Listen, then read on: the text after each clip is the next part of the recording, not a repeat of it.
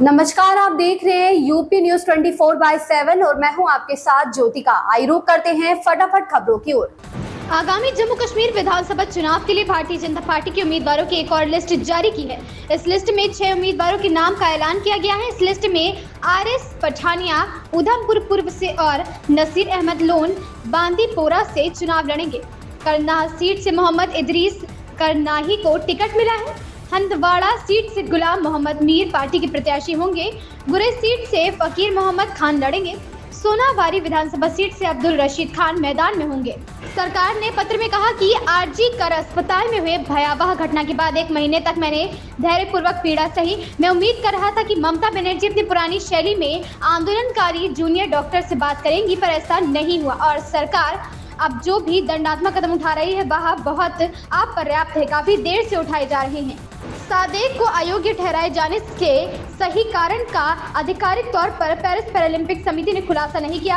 हालांकि सादेक के हाथ में जो भी झंडा था वह काले रंग का था और उस पर अरबी संदेश लाल रंग में लिखे गए थे, जो अब सोशल मीडिया पर प्रशंसकों के बीच चर्चा का विषय बन गया है।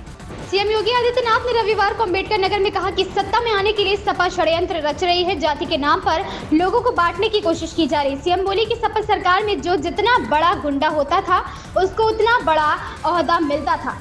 हरियाणा विधानसभा चुनाव में कांग्रेस और आप के बीच गठबंधन को हो सकता है।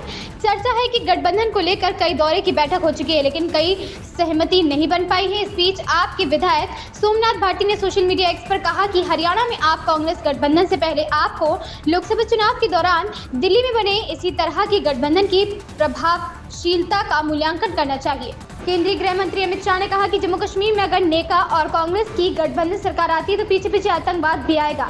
दोनों दल आतंकवाद, अलगाववाद और भ्रष्टाचार को बढ़ावा दे रहे हैं। नेका के एजेंडे पर बोलते हुए शाह ने कहा कि जम्मू कश्मीर में कोई स्वायत्तता प्रस्ताव लागू नहीं होगा।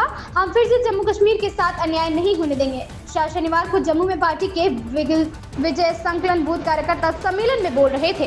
पंजाब में सफर महंगा हो गया है क्योंकि बसों का किराया बढ़ा दिया गया है। शनिवार को पंजाब ट्रांसपोर्ट विभाग ने इस संदर्भ में नोटिफिकेशन जारी कर दिया है।